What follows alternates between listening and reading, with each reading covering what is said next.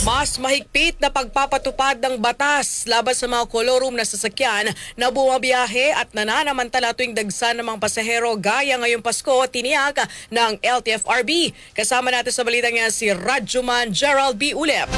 RNN Live Reports.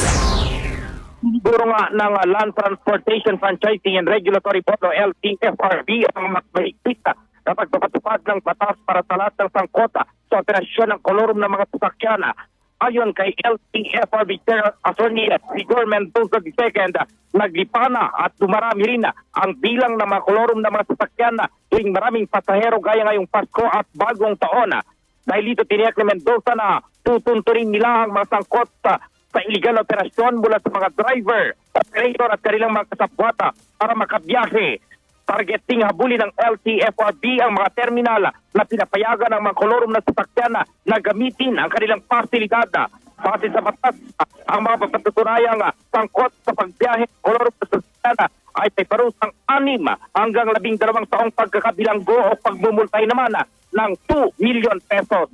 Kasama mo sa DZXL RNN Manila, Radjuman Gerald B. Ulep.